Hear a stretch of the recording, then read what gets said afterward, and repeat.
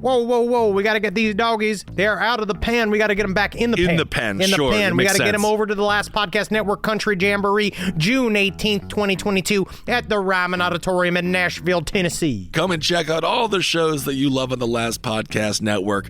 We'll be in front of you in our meet space, and we cannot wait to entertain you and have a great time. But for those of you that can't come in person, go to momenthouse.com/LPOTL and buy your live stream ticket. Yes, you too can watch us perform our jangly country jamboree from the nudity of your couch. Absolutely fantastic. I hope you guys enjoy the show. Thank you so much for your support, and we are so excited to be at the OG Grand Ole Opry. Yeah! Hail yourselves!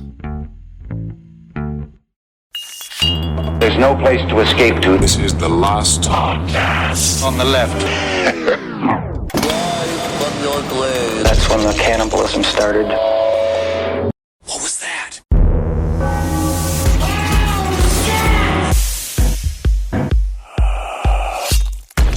Hi. Trying to get into. I gotta get into Nanny because I'm just looking at pictures of Nanny, man.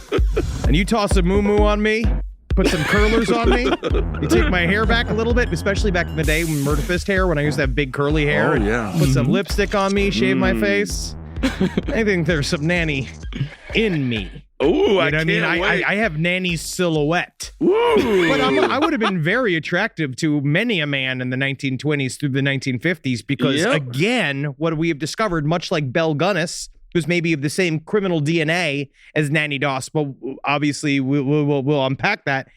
But, man, she had something else. She got a swerve. I don't know what Nannie does and what Belle does. Is it just because they suck dick? Maybe. I mean, it's like you said back then, man. It's all about the snapper. Well, yeah. All right. Welcome to the Last Podcast on the Left, everyone.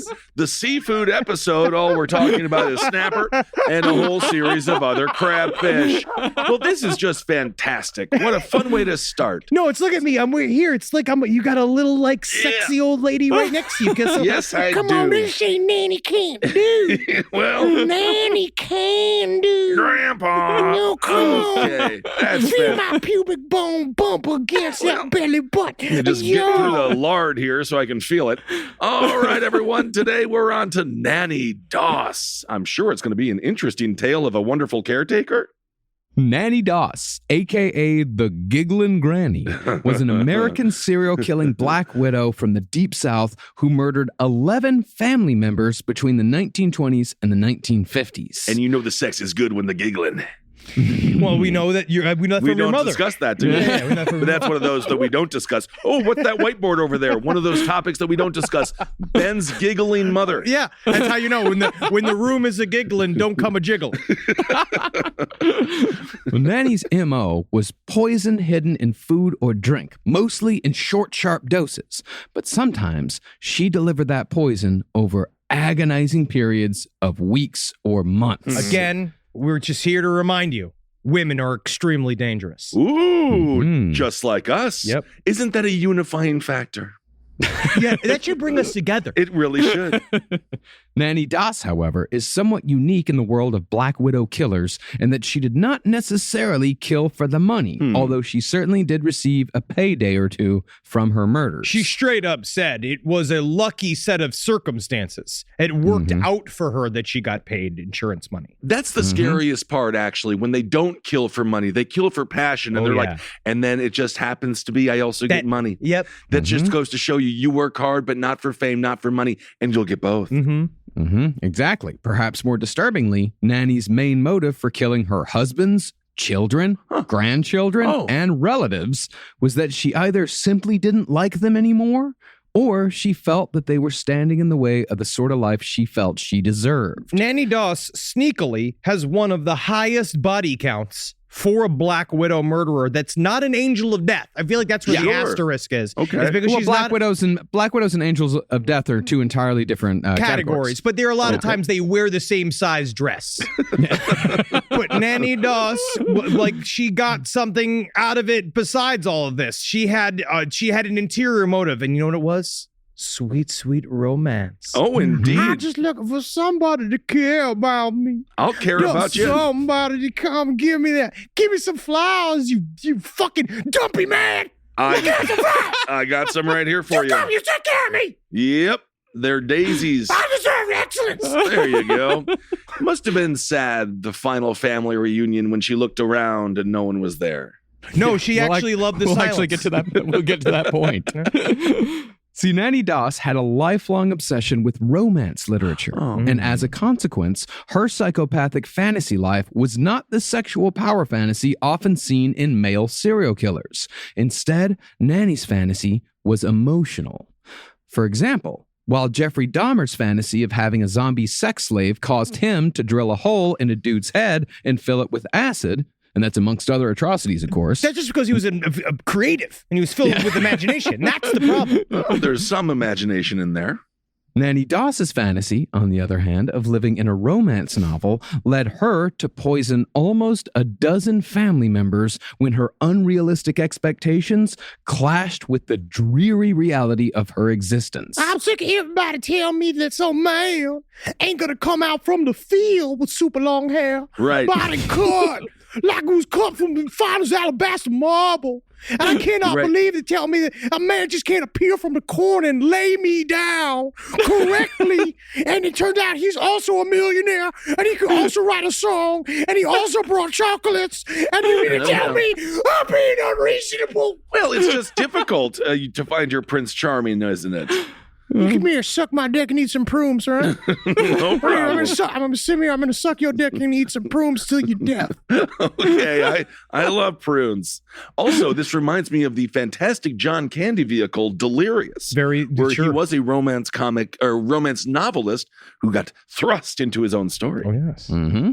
But perhaps the most incredible part of the Nannie Doss story is just how easily she got away with murder again and again for over 3 decades. I'm good at it. I'm the best. You are the best. For me, I'm the GOAT. You might be. And this is despite the fact that most of the people closest to her were absolutely convinced that she had in fact killed their children, siblings, and fathers again and again and again. It's an incredible set of circumstances where this truly innocent-looking woman, and it's true, if you look at her face. Yeah. She's guileless. She has that like wide open expression, big smile, like exactly if you picture like kindly grandmother, it is exactly this woman. And leading up to the kindly grandmother form, she actually had a shapely figure. She was obsessed with glamour magazines, so she knew how to like doll herself up. Like she was always uncharacteristically like done up in front of people. She's kind of like she dazzled people. So, and then your whole family, everyone else is around her. It's like, you will never fucking believe me, but Nannie's a straight cold fucking murderer. Meanwhile, she's just been like, "Want some prunes? Everybody loves me. You want to play some backgammon?" I actually have had so many prunes since I've met you. Oh yeah. It seems like you're only feeding me prunes. Yeah. Yes. Yeah, I like how you eat them. She does look like a janitor who just happens to also be the hospital executioner. Or like she looks like a prison executioner, but then like, she's like, she looks like Juana Man 3. A little bit. There's a little bit of Juana Man 3, but honestly, she's very charming. But no one believed. Everyone suspected. She'll torture you, but she'll also feed you jelly. Yeah. That's her exactly. That's called marriage. Yeah. Now, our source today, Giggling Granny Nannie Doss by Ryan Green, admittedly ain't the most reliable. And it's obvious that the author took a fair amount of liberties when it came to the particulars of the story, because he doesn't volunteer where he got a lot of the stories or the details he presents as fact. But overall, Nannie Doss presents a damn good story. And while we'll, of course, strive to be as factual as possible, the speculative parts of the story will, I think, become fairly obvious as we go through the narrative. I also read a fairly extensive book called Black Widow by Stephen White that was all like, it does corroborate quite a bit of this, but it does lean into the romance quite a bit. It leans into the, her sexual escapades. She got banged out a lot. Good for her. Good for Same her. thing with Belle Gunnis. I don't know necessarily why. But you would think that she wouldn't be killing all these people if she was sexually satisfied, but no, sometimes it's not just about that. I guess not. It's not about that at all. Oh, All right. It's not with the female serial killer. It's never about sex, at least as far as I can tell. There's always some sort of it's a much more complicated motive. Oh, it's more dangerous. I mean, when Eileen Technically, BTK kept himself from killing for 10 years by binding his head and putting women's panties on. Like, he did keep all of his horrible impulses at bay for a short period of time because it was, on the whole, there was a whole other power game inside of his own head, but it was about him, whatever. It's fucking weird. But Nannie Doss also, hell, she would keep her shit under control for 15, 16 years at a time. Right. And that switch would just flip, and then all of a sudden, it's fucking time for the dirt. Time to put the man down. Gets up every day. He goes to the factory for 18 hours. He comes home. Shift. I want him to write me a poem. I want him to sit in a goddamn chair. I want him to eat my pie without fucking, and I mean both pies. Oh, wow. I don't want it without any kind of complaint. I don't want to do it every day on a regular forever. So you're going to eat the banana cream pie and then also the blueberry pie you've made. Eileen Wuornos, when she blew the small-dicked man from Foghat, that was quite sexual. But she did not blow him away. She did not kill him. That's true. No, and it was because of Foghat. That's what saved him. I know. Yeah. So Nannie Doss was born in November of 1905 in Blue Mountain, Alabama, the illegitimate child of a woman named Lou, maiden name unknown, and a soldier from a nearby army base. Lou had been ostracized from her family following Nannie's birth, so she worked odd jobs around Blue Mountain to support herself and her daughter, and eventually she met and married a poor dirt farmer named James Hazel. This is my question. Why start as a dirt farmer? Everyone technically starts as a dirt farmer. It's just you have to go above dirt farmer. It's just that a lot of people stay at dirt farmer. But why are we farming just dirt? What I don't understand is that if you're a dirt farmer, seems like you just got fired by the planet Earth. And that now you don't have a job anymore because a farm to me says it's got things growing out of the dirt. If you just have dirt, you have a graveyard. Well, if you have dirt, as we saw in Stephenville, Texas, there's a lot of dirt farms there. Yes. Think about storms. What do you need? Sandbags. What do you think sand is? Dirt. Therefore, aren't dirt farmers the ultimate heroes? Is that what that is? What are you talking? What that is out in Stephenville? No, that's just because there's a drought in Texas and they can't fucking plant anything. It seems like the whole infrastructure, something's going wrong in Texas. Fantastic. Yeah. No, all I know is ain't just Texas, my friend. It's the entire fucking country. All I know is one of her strangest odd jobs was she had to juggle while standing on one foot, and she had plates on her head. That's some classic Kissel humor right there. And it's so nice that even after all these years and the brain surgery, Kissel is just as fast as he ever has been. Well, that's a fact. Now, James and Lou were somewhat of a practical match because while single mother Lou certainly wasn't the most exciting of marriage prospects in the early 20th century Alabama, James wasn't a catch either. No. Dour and miserable, James would turn mean at the slightest sign of stress. God damn it, these leaves are turning brown. I know the last thing I need is more dirt. Just the change of season. It happens every year. Yeah, now they're yellow. Yeah, and they're red. It's you fall. Stay green. Just the change it's just the change of seasons. Well, James saw his new wife and his new stepdaughter, as well as all subsequent children, as little more than free labor for his worthless 3-acre dirt farm. Isn't what families are for? It was. Back then. Now, after Lou and... Well, it's not... That's the thing. It's more of a you use children for that, but you also must love those children. Why do I don't love my snowplow? Yeah, man. I actively hate my vacuum. Oh, every time I look at him, like, I gotta use you because I just made a mess. Now, after Lou and James got married, they had 4 more children, a boy and 3 girls, and every birth was carefully timed so the pregnancies wouldn't keep Lou from working the fields during harvest. That's what a father needs to do. He needs to watch his cum, and he builds to a level where it's like he knows once it gets to sun level, then he's just like, all right, is she done with the beats yet? Because these beats ain't gonna beat themselves. I don't even know what they do. I don't know. I think they're a bush. Something like that. They're purple, I think. They're the root vegetables. But you definitely, that's so fucked that imagine that they're like, you have to wait till the moment she's done. She's like, and the last of the potatoes are harvested. He's like, all right, I'm fucking horny. Well, absolutely. After a good harvest, I think that would be quite arousing. No, he saw the whole thing as it's an arithmetic model. He calculated how many children he needed to balance out their labor input versus their cost, and he came upon 5. Yeah. You know, it's always really sexy before sex when they bring out the Excel spreadsheet and then they talk about what do we need. He gets to that point, too, even more so with one of her husbands. So passion is not exactly the word to describe this relationship. No. Well, technically, Lou did maybe experience about 30 seconds of marital bliss when that soldier put that baby inside of her. And this is what you seem to discover. Like, a lot of stories about women in the late 1800s, early 1900s, especially like this, is like they did maybe have like an evening of pleasure. Right. And then it just turned into a lifetime of drudgery. Right, Yeah. right. Was it worth it? No. Was it worth it? Now it sounded like a youth pastor talking to a pregnant girl. Was it worth it? Yeah, it was, you fucking asshole. What if we change the name abortions to deflations? Listen, because deflating a balloon is still legal. Yeah. We just start calling babies little balloons. All right. Yeah.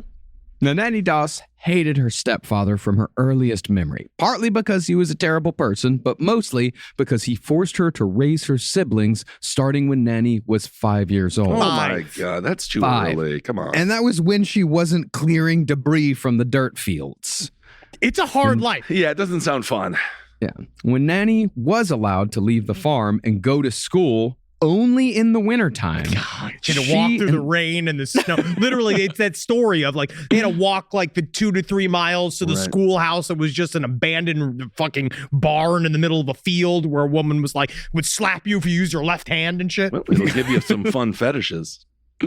Well, when she finally went to school, she and the rest of the Hazel family were all picked on for what author Ryan Green called their quote-unquote odd mannerisms, although Green doesn't get specific as to what those mannerisms were. What do you think they may have been, Marcus?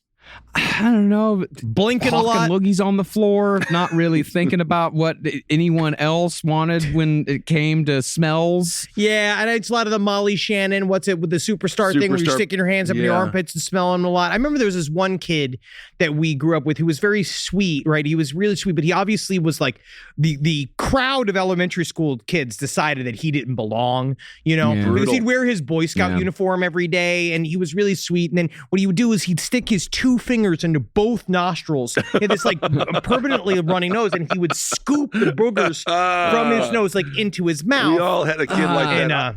I had a kid in, what was that? You want to go on? Oh, no, he committed suicide when he was 17 years old. It was a very sad story. It's brutal. It's horrible. But. Figured you were going to say something like that. I knew a kid in middle school who, when getting nervous, he would pull out a Ziploc bag. I've told you this before. It was full of his mother's hair. Oh, yeah. And he would rub it all over his body. There's always one of those kids. Hey, man. But then makes you feel kind of normal. That's Jack. Exactly. From Twitter.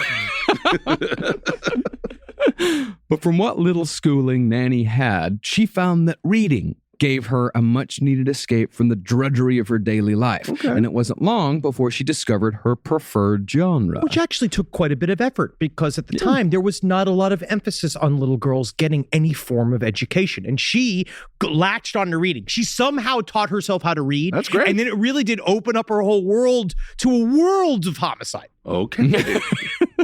When she was 7 years old, her mother gave her an issue of True Romance magazine to keep her quiet on a long train ride. And Nannie felt like she'd found a portable heaven in romance literature that she could use as an escape with every free moment. But on that same train ride, Nannie, like many serial killers, received an injury that was at least partly responsible for the ease in which she would commit her most heinous acts without conscience for the rest of her life. Just as Nannie was reading, everything suddenly went black, and when she awoke, she was suffering a debilitating headache. As it turned out, a storm had knocked down a tree which blocked the train tracks, and when the conductor saw it and slammed on the brakes, Nannie flew forward and bashed her head on the metal bar in front of her. Oh, yeah. This is Delirious. Yeah. The movie Delirious. It really is. I was thinking more Rick Moranis in that scene in Spaceballs. It seems to really be used quite a bit. That's a trope. Yes. Spaceballs. It ruined Star Wars for me because I watched it first and then I watched Star Wars and I was like, this is not as good as Spaceballs. Yeah, Spaceballs is a better film than Star Wars. It is. Yeah, it is. The resulting concussion was so bad that it caused permanent brain damage. And for the rest of her life, Nannie would suffer from sudden debilitating headaches that sometimes lasted for days. More importantly for the purposes of our story, though, Nannie also became prone to severe depressions, long dark moods, and uncontrollable rages. That was the real thing. It was the black cloud that they said would cover Nannie, and then she would often be found in these, like, besides screaming her head off, right? But she'd also be found. I mean, obviously she was put to work in the field pretty quickly afterwards, but crying in the field. Like, it's kind of like crying in the club. Sure. Where Drake used to do. It's kind of sad, yeah. But he never did, really. Yeah, he never once cried in a club. I've cried in a club or two. I have as well. But it might be good when it comes to watering the one potato. Got too much salt content. Make your damn tears cleaner than this. Oh, you can't have too much salt in a potato. Well, of course, as Henry said, Nannie was put right back to work as soon as her family returned from the trip and suffered from constant blackouts, constant headaches, and true to form, James refused to let Lou take Nannie to a doctor. I mean, yeah, because, he doesn't want to listen. This is what this doctor going to do. It's going to be the doctor's making the frogs gay. Yeah. Going to help and maybe help his daughter a little bit suffering from migraines. No, it's going to turn her into a frog and then go a gay frog. Okay. Now, in addition to his callousness, James Hazel was also highly violent and would beat Nannie when she disobeyed. But after the accident, Nannie discovered that she no longer feared violence because she was already in constant pain anyway. Yeah, dude. Like that movie Soldier. This is a superpower, isn't it? Yep. In a way. Consequently, the shit rolled downhill. And after the accident, Nannie quickly developed a taste for beating her younger siblings when they disobeyed, where before she hadn't been violent towards them at all. Yeah, she started really lording herself. She basically be like, if I'm going to be mommy, I'm going to start acting like a goddamn mom. Well, mommies can also be very sweet. Take care mommies of deliberately put out the punishment. And sometimes they give you the tit. Yeah. Do you have any more prunes? Yeah. Thank you. Yeah, I got these extra ones. They're extra slippery for you. I love that. No, it was a full and complete personality change. Before she's sweet, somewhat timid, into reading. Afterwards, she's a fucking violent rage monster. But when Nannie wasn't in the throes of rage, she dreamed of love. Using the idealized, simplified stories she read in magazines like True Romance as a template for the life she came to believe that she was owed for all the shit she had to endure. It was amazing. I have read this one story, and it was about this German count. He comes in as a German count, and you're a little milkmaid tied up to a barrel of milk, right? This count comes in, and he says stuff like, "Oh, we have ways of making you come." And I go like, "Oh, that's amazing. Oh, wow." Right. And the next thing you know, his count's railing me against his barrel of milk, right? Love this book. Right. You didn't care about his political affiliation at all, did you? It seemed By like that point, he was so deep inside of me, he might as well have been me. You know what I mean? It was like I was fucking myself. He was so deep up in my guts. But his imagination, of course, I'm 5. Right. I'm 5 years old. Oh, you're 5. Well, that's kind of a little lurid imagination there for a 5-year-old, but okay. Well, James Hazel, on the other hand, wouldn't allow Nannie to go to any social functions, dances, or fairs where Nannie's dreams might be realized. And he wouldn't let Nannie wear anything flattering out of fear that she'd be molested. Because it'd be her fault. Well, that's not true whatsoever. So obviously there's some parental issues here, but that's very sad. She was denied love, falling in love over the deep fried butter that you can get at the Iowa State Fair. As you both look at the same deep fried butter and then you say, "Ooh, yeah, that looks really good." And then you guys eat the butter together and then kiss with your little butter lips. That's what you need to find. You really find an app that brings you together with somebody over a pile of fried butter. Yes. But the thing about molestation is fantastic. Let's get into it. What is here, Jeffrey? The thing about molestation is... Sir, we're pulling you over for a traffic stop, sir. I don't even know why you started with that sentence. We actually have to investigate now. It's highly important to the story. Yes. Okay. 90% of molestation cases are perpetrated by people that the children know. Yeah. Especially family members. And that was certainly the case for Nannie Doss. And disturbingly, in early 20th century Alabama, it seemed like molestation was not something that could or even should be prevented, but rather something that had to be channeled in a certain direction. The way my mom, even just her generation talks about molestation is like the way, like getting molested was like such a part of life that they're like, yeah, well, you just don't need to go. You can't be anywhere near Roger. You know what I mean? Yeah, like right. that's how they would just pick somebody in the family and be like, well, you can't be kept left alone with cousin Adam for all that long. Yeah. Yeah. It's very, very bad. Case in point was that when James Hazel discovered that his uncle and cousins had molested his birth daughters at a number of family reunions, James responded by beating them within an inch of their lives, saying that his daughters were off limits.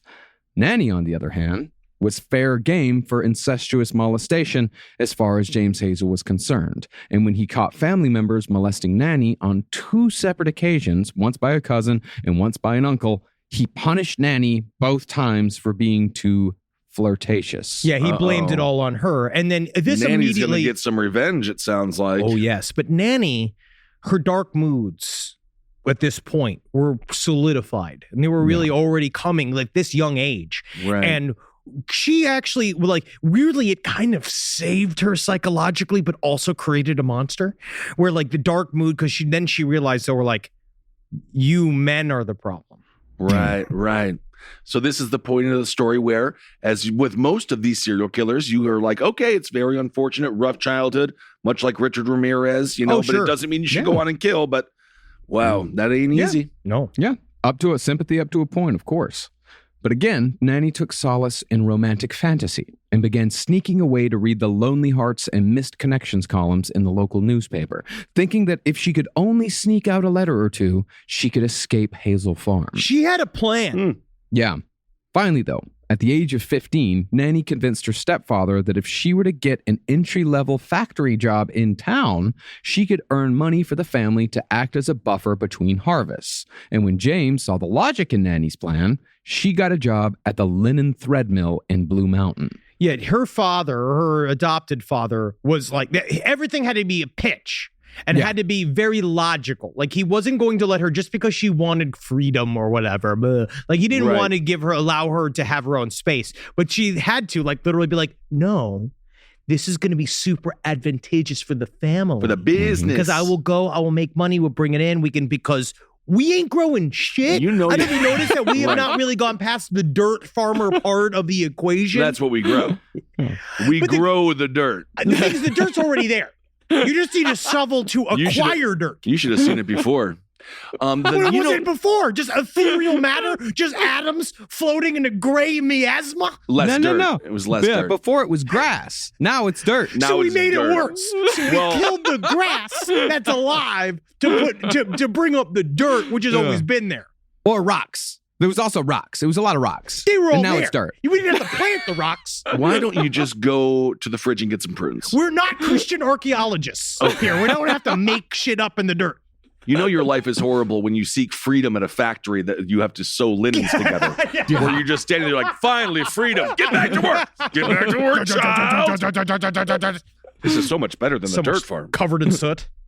Now, Nannie might not have been a beauty queen, but she certainly had a cuteness about her, especially for rural Alabama, and she immediately caught the attention of the single men of Blue Mountain, despite being, as Ryan Green put it, a shaky prospect for marriage. Yeah.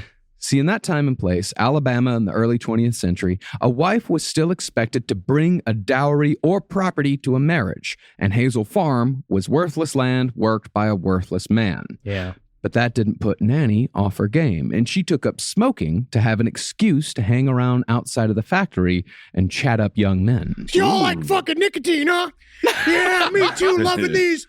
What I love about these menthols, because these the original menthols, of course, is they have shard of actual, like some kind of chemical in there. I believe that this is active asbestos. Yes, it is. But that cool Carolina asbestos. Man, you are so hot. I can see the lung cancer growing and your teeth rotting as we Thank talk. you, Yeah, yeah. wow, what a 10. See how brown my tongue is? Yeah, I do. Wow, it's so hot. Hot.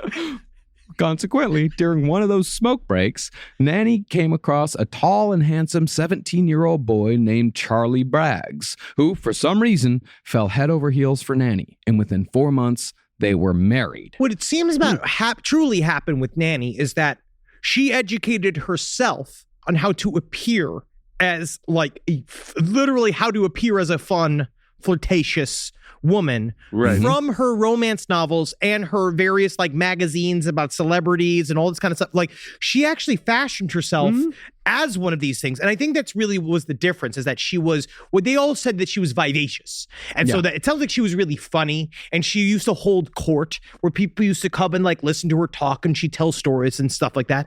And then I think at the very, very bottom of it, I think she sucked dick. And then at the time period, it's just those little X factors. It's this thing that you do that other people don't do. Situation. I think people really enjoy that. I don't know. So I really actually have this question. sidestorieslpotl@gmail.com. How prevalent was sucking dick throughout history? I mean, I can't imagine it was any less prevalent when we do it. We all nasty style. I don't know. I think it goes in and out. It goes in and out of favor. It ebbs and flows, I would imagine. Because like in Roman times, they'd have sex between a boy's little legs. Yeah. In Roman times, in Rome, in the late, in like the early, like 500 BC, people suck a dick everywhere. And eat an asshole and shit, right? Everywhere.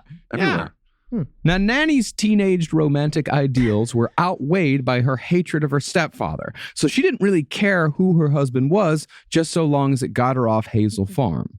She was, however, pretty sure that Charlie Braggs, quiet and uncomplicated, would be easy to manipulate. Oh, yeah. But starting from the very first day of their marriage, Nannie found that the romance she'd at least hoped for was not in her future. First of all, her first time having sex, which she imagined would be a grand event, was described as a, quote, crushing anticlimax. Although I would venture to say that was speculation. A safe bet, but speculation nonetheless. I mean, okay. I mean, she wanted to get railed by a commandant in a milk field. It's going to take a second. Yeah, you got Charlie Braggs rolling in there, and he does be like, roll over. Here we go. All right. Well, hopefully that takes. Back to sleep. He's they've all been working in a factory all day. This is speculation at best. I believe that factory workers, they know how to hump. Oh, no. Because they work hard and then they have to play hard. Nowadays. I don't know if necessarily back in the day. I didn't know. I think at the time they thought the clitoris was a small elf back in the day. And they were afraid to activate it because it would cause a nuisance and chaos in your home. All right. Well, perhaps worse than the bad sex, though, was that when Nannie had walked through the door of her new home earlier that night, she found Mother Braggs, her mother-in-law, waiting for her and her new husband. Surprised that Charlie would invite his mother to stay over on their wedding night, Nannie asked when Mother Braggs was planning to leave. So, this is really nice, actually. I'm so glad you're here, but it seems like, why are you here? Like, we were supposed to, I just got plugged for the first time.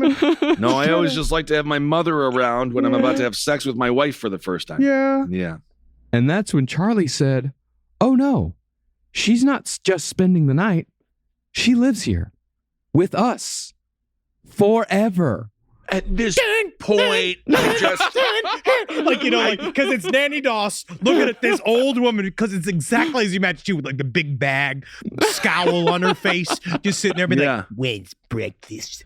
Right, like throw mama from the train. Yes. I actually completely understand Nannie. And we'll get into the murders, and I'm sure I'll change my tune. But at this point, I get it. Yeah, this is infuriating. It's a rough start. And then the thing is, she's immediately like straight up. She's like, all right, it's the wife's job to start making breakfast. Oh, my God. So it's about time you start doing your wife's job. What if I just fucking kill you, mother-in-law? Okay. Now, predictably, considering Nannie Doss's luck so far, Mother Braggs was a tyrant, disparaging and cruel, and anytime Nannie tried telling her husband that his mother was a horrendous person to deal with, Charlie, the definition of a mama's boy, would act physically wounded. Oh, my mother? My mother? Meanwhile, he's just grown a sort of like a Stockholm syndrome-like acceptance of the fact that his mother is an active tumor sucking off of his life force. Yeah, it's like a Frank Henenlotter movie. At this point, I am the bad devil on Nannie's shoulder, just be like, do any gas pumps work in this country? And then be like, what if she wasn't around? That'd be kind of nice, right? Furthermore, Mother Braggs prevented Charlie and Nanny from having any sort of romantic life together by faking illnesses to hold Charlie's attention. And Nanny was once again stuck in a house ruled by a creature of manipulative control. Charlie! Charlie! What, Mom? A pigeon bit my toe. I'll go. I know you were supposed to go on a date tonight, but Yeah. a pigeon bit my toe, so you're going to need to stay home and keep me safe from pigeons. Yeah, I'll go kill the pigeon, make sure it gets the message. And I then think I'll I saw him. He's 5 miles away. Okay, I'll be right back, and then I'll rub your toe with my mouth. I hope you have a good night at home, Nanny. That's horrible. Meanwhile, like Nanny, though, but that's the problem. It's like she doesn't understand who she's fucking with. It seems like they are pushing Nanny to a limit, and I'm sure she's going to go a little overboard. But the worst conflict between Nanny and Mother Braggs concerned Nanny's romance magazines.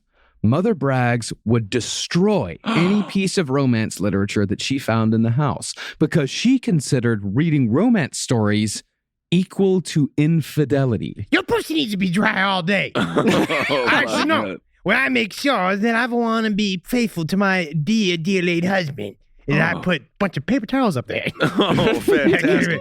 I make sure I keep it as dry as possible. Absolutely, but of course you do have to urinate. I just go right in. Yeah. I make a little nest. Yeah, the water boy, Kathy Bates' character, very much, it's the devil. It's the devil. It's the devil. No, she thought that reading True Romance magazine was the same thing. You're breaking a commandment. Like you are committing infidelity. What about being a cut queen? Because that's what it sounds like she is. She wants to watch her son have sex with his wife. Wow. What? Perhaps. That's just your favorite. That's your favorite genre right now.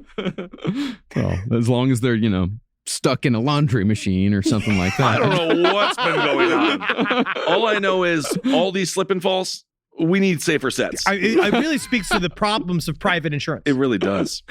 Crushed and depressed, Nanny became a 2-pack-a-day smoker and a moderate drinker to deal with the sad reality of her existence, which of course only worsened Mother Braggs' opinion of her daughter-in-law, which only made their relationship worse. Because the mother-in-law couldn't handle cigarette smoke. So that was the only way to get her out of the house is that she'd just sit inside and smoke all fucking day just to make her leave. That is pure domestic warfare. It really is. It doesn't sound like a fun home life.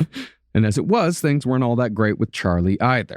Nanny became a baby factory just like her mother. And between 1923 and 1927, Nanny gave birth to 4 children. Her first was Melvina. Her last was Florine. I just, Melvina and Florine sound like just 2 women you never want to see coming. No, you definitely I don't. never want to find out. Like, if I found out my insurance adjuster is Melvina, we're fucked. I mean, I don't Just know. a scrunch-faced, mean old Melvina. It sounds kind of like she would be a Frenchie if she was a dog. Melvina. yeah, sure. I don't know. It's kind of. I mean, it's a good name for a dog. Yeah, you can call her Mel or you can call her Vina. Just don't call her late for dinner. But that's on you then, because you actually control when dinner is served, because you're the human. I always just leave a bowl out and I say it's a buffet style. It's not good. I do it that way. Well, while at first Nanny and Charlie had sex whenever Charlie wanted, Nanny eventually shuddered at his touch and would only have sex with him if the timing was right for her to get pregnant again. And she even slept in the children's room to avoid him. But Nanny wasn't withholding sex from Charlie because she found sex to be icky. Rather, all of her sexual energies were being spent in the gin mills around Blue Mountain, Alabama. Yeah, dog. She went and got it. If she wasn't getting it, she went and got it. And because there was that about her, which must be the true lack of impulse control. Mm-hmm. Like that idea that's what fucking happened when she got hit in the head. Because what's weird is that this is male behavior, not female behavior at the time, quote unquote. Because the other which is weird. Buddy. How many times these husbands just disappear? These women just disappear. I'm talking about in this time period, men would just disappear, and then you just have to deal with it. Right. Well, when Nanny was able to convince either Charlie or Mother Braggs to babysit her kids, Nanny could be found roaming bars topless, letting herself be fondled in public, and sleeping with whatever drunk would take her home. Come on, who wants to make me a Full House. This is I'm sick of fantastic. being, because the best part is that you take me from being a Full House, we take you all the way to the Royal Flush. I love you, Nanny. You're just so great. You're in no way would you kill a bunch of Just people. let me fuck you, you Fantastic. you dumb pole. Fantastic. That's all you are is a dick to me. You remember that? All right. Mama Nanny can't do. I think I fell in love with you, Nanny. That's your first mistake. Dang it. Well, Charlie, meanwhile, didn't care much because he was having affairs with every woman who'd let him at the linen thread mill where he and Nanny met, sometimes for days at a time. And for Nanny's part, she kept notes in her diary of every woman Charlie slept with to use as evidence of infidelity if he ever tried divorcing her. And after years of this, Nanny's fantasies of a different life, a better life, a more romantic life, they began to overwhelm her and fill her every waking thought, just like the sexual power fantasies of some male serial killers start to overwhelm them in their 20s. Isn't she already accomplishing that? She's getting banged all over town. She got the kids, which I guess she wanted because that was. You're confusing it. Her thing is not truly. sexual at all. It's it has romance. Nothing to do with sex. She nothing wants at all. Romance has something to do with sex. She wants it's not even just romance. She wants a life of luxury. She wants to be taken care of. She wants to be pampered. She wants to live like when she sees these things, like she wants someone to come and scoop her off her feet. Yeah, but I don't remember when Belle smoked 2 packs a day and banged everyone at the gin mill. Because Belle didn't have to live with the beast's mother-in-law. Can you imagine? Oh, that's true. Okay, all With right. that warthog. But truly, like what we said, I keep bringing up just because that documentary series really was so fascinating and looking into the fantasy function of a serial killer, what the idea of BTK, where he had to straight up confess, at one point, my fantasies became more real than my life. Right. Yeah. And that I was walking in fantasy every single day. And that's where either the head injury or mental illness kind of comes into factor, because it's not just daydreaming anymore. It's you are in a fantasy world and you will start to try to make it match up as much as possible. Yeah. And I think with the sexual stuff with her, especially going topless in bars, being fondled in public, sex with multiple men, I think that actually has more to do with the molestation than it does with any sort of like serial killing or any kind of psychopathy or anything like that. Like that's a whole different can of worms. Because in one way, she was desexualized, right? Like she was made to wear sack dresses and not allowed to dress in any way, shape, or form that were like beautiful or feminine. Right. But at the same time, she was hypersexualized because she'd been actually sexually molested since she was like 9 years old. Yeah. But Nanny, like many serial killers in their 20s, made her decision to cross the line past sympathy into the realm of destruction. She was a 21-year-old mother of 4, but was soon to be a mother of 2. Whoa, look at that. What happened? This is why I would be a good boyfriend for Nanny. What happened? Hey, 4 kids, but man, what happened? Well, 2 of them were gone, huh? That's crazy. Anyway, let's not talk about that. I assume they're fine, dead, or whatever. I They don't must know. have went to the war. They went to the war. Rise from your grave. A roast as dark as the night, perfect for fueling the cryptid research and mad ravings required for your podcasting. Don't mind the red eyes. He's just trying to warn you of the bridge. The bridge. Finally, from the caffeine-addled brains of Spring Heel Jack Coffee and Last Podcast on the Left, we bring you Mothman's Red Eye Blend. Yes, delicious Panama beans. Go to lastpodcastmerch.com to order yours today. Now, Nanny adored her firstborn child, Melvina, but the rest of her family, including Charlie and Mother Braggs, started to look all too much like a burden, far out of step with Nanny's fantasy life. Yeah, you can only get 1 extra kid on a horse. Yeah, 4 kids at 21. Not And I'm easy. only getting banged in a horse from here on out. Absolutely. They can be very arousing, these horses. Well, Nanny figured that if she only had 1 kid, maybe 2, then her life would turn around. And for her, the decision was nothing more than a practical problem that had absolutely nothing to do with human emotion, because real human emotion was not possible for a person like Nannie Doss. Just the appearance of emotion, and the appearance of, that's the other thing where the psychopathy kind of comes into, because nothing can satisfy you. And then she went to her Firefox account and Googled, how do I murder my child? But the police didn't look there. They didn't look. No, because didn't. at the time, it Casey was just, she was asking a fox in a field. About Xanax? How much Xanax do I have to give my... Hey, Mr. Fox, how much Xanax do I got to give these babies? You're going to want to give them a whole bar. You want to smash it up and put it in their little baby food, too, as well. Yeah, I'd take the advice of the fox. He's killed at least 3 or 4 antelopes since I've known him. So, when Charlie returned home one afternoon after one of his 3-day-long affairs, he discovered that his 2 middle children were very suddenly stone dead. Whoa. See, a couple of days before, Nannie had given Melvina toast for breakfast, while her youngest, Florine, had been breastfed. But for the middle 2... I just wanted to... I'm sorry. You go on. I'm sorry. I was just going to be... it was like when you said breastfed, I was like, nice. But then I'm like, it's a baby. And I just never mind. It's a baby. It's a baby. It's not like that weird woman on the new season of 90 Day Fiancé who's still breastfeeding her fucking child long after she should. She keeps every fucking scene. She just keeps flopping out her fucking tit and putting the kid on. She's like, he's hungry. You can't sleep in the bed with me because I got to breastfeed him. And the wife and the husband is like, why are you still breastfeeding this child after so long? I don't want to share breasts with my child. This is very odd. This is odd behavior. And the parents are saying like, oh no, Emily does what she wants. She does whatever she wants. And everyone's just baffled at this woman. Yeah. Baffled. It's not good, man. You should not be able to fire up a Nintendo Switch and breastfeed. Like there needs to be one or the other. All right, so toast and breast milk. Toast for one, breast milk for the other. But for the middle 2, Nannie had mixed in poison with their porridge. No. And by the time the doctor showed up, thinking it was extreme food poisoning, both kids had expired. Not thinking for a second that a woman would murder her own children, the entire town gathered around Nannie and praised Nannie for her bravery in the face of such a tragedy. Because Charlie, when he came home, right, he finally rolled up. He comes to this scene where the entire house is, the entire neighborhood's at his house.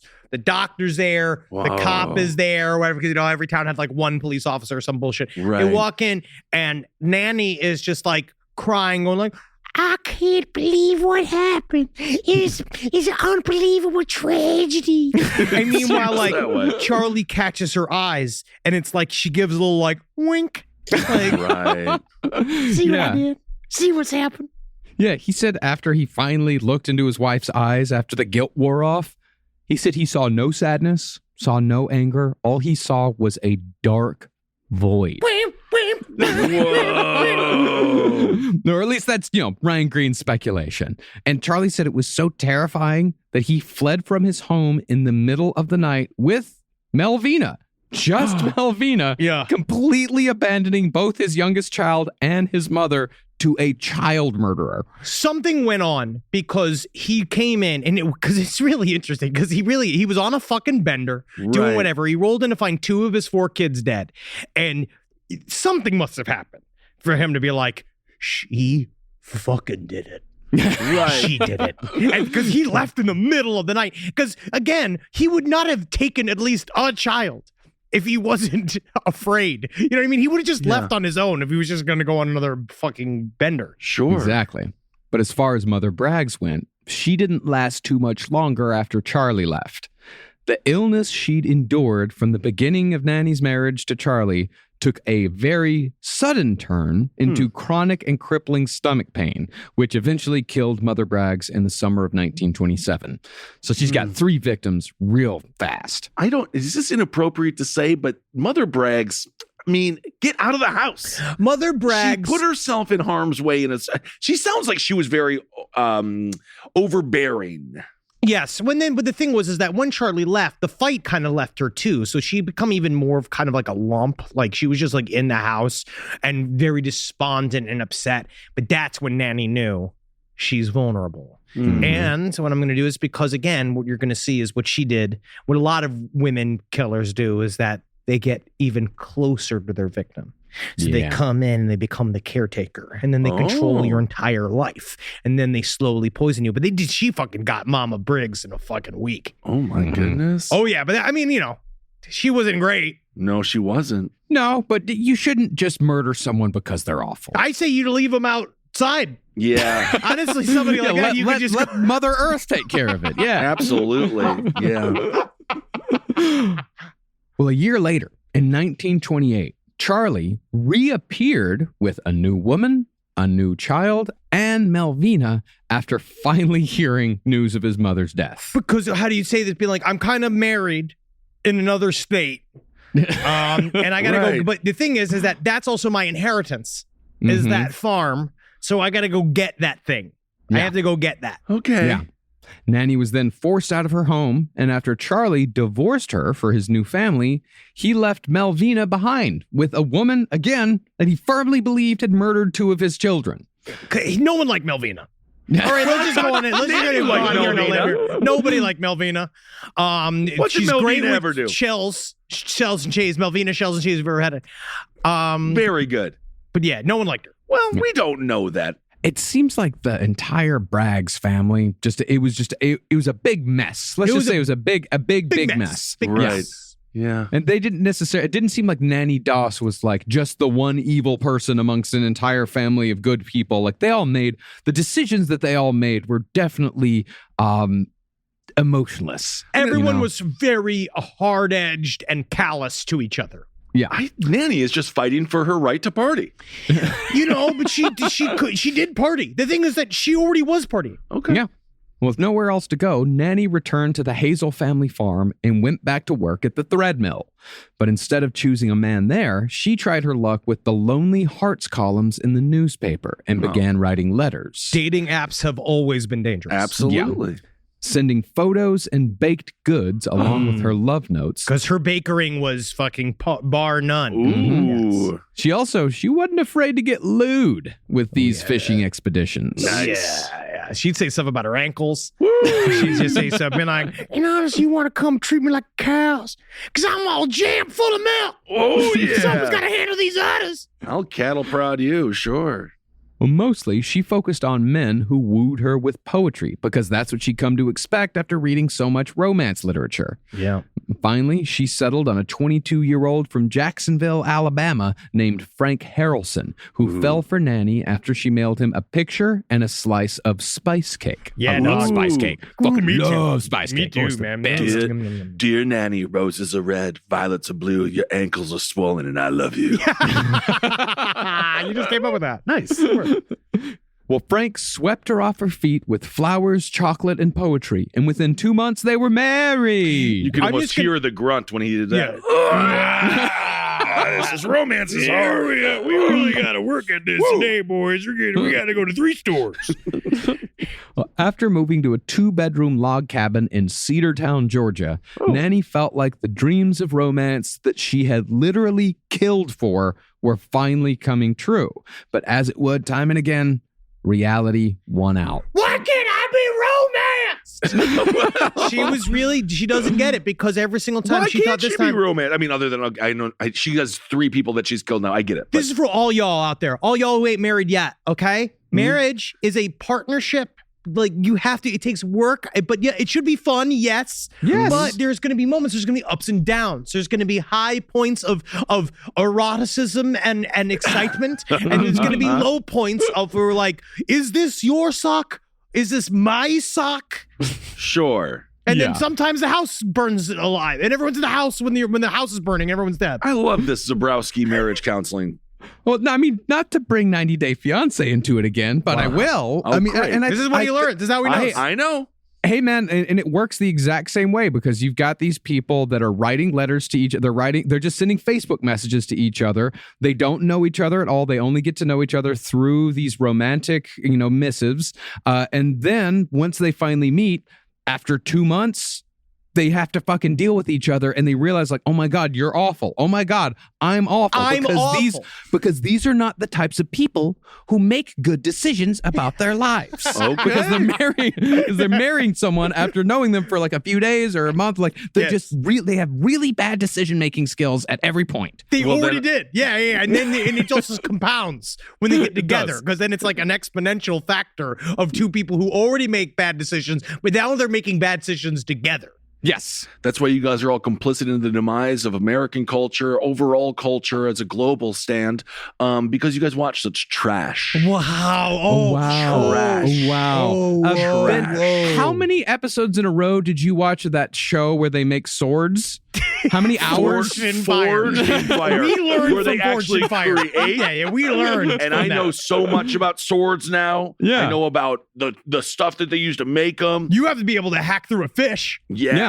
And you know how much I've learned about the K-1 visa process? Quite a bit, my friend. I'm learning about government. I'm learning about government. It will heal. It will keep. Well, after the wedding, Frank shut down the emotion and romance and he turned to drinking. And once prohibition ended, he switched from moonshine to whiskey, but still poured his liquor of choice into a clay jug and buried it in the garden out of habit. That's how I like it. I like it to be all dirty. I like it to be dirty.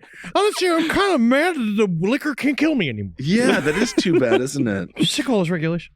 Nannie's life then became a routine of staying home alone with her children until her husband needed to be bailed out for drunken disorderlies. Yes. And Nannie soon discovered that Frank had turned to Lonely Hearts ads because he developed a local reputation as a mean drunk back home. Yeah. Oh, so you my- had to send out for love. She just can't find a good one. I don't know. It's just going to have to really kill these guys until she can figure it out. Now, at one point, Nannie tried matching her husband's drinking, but after they went on a 3-day bender and simply forgot about Nannie's daughter Florine on days 2 and 3, Nannie decided that wasn't the life for her. Eventually, the drunken beatings began, and Nannie endured the marriage for another 16 years while she raised Melvina and Florine to marrying age. Well, that was the thing, is that she had this in gold. Also, remember this too, guys, and all of us.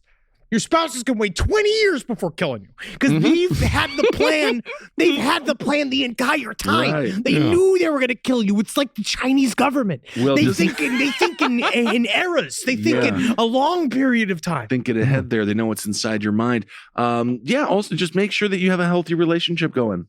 Yeah. Do your best there. Keep that going. Yeah. Try your best. You don't come home super hammered and like just start fighting and then Yeah, it would be nice if we just had a nice time. yeah. Well, by 1942, Melvina had married a guy named Mosey and had a kid, and Florine moved in with her older sister to help with childcare. Well, that was the thing. Florine still never really. No one cared about Florine. No one liked Melvina, but nobody cared about Florine. What's worse? Melvina, she got all the attention and became like I'm gonna get married. Everybody loves me because she got all the actual care and attention. Florine was just like, I guess I'm gonna go help out Melvina. Yeah. And that's her whole life. And you're not That's her projecting. whole- You're not projecting or anything. I'm just saying it's her whole fucking life.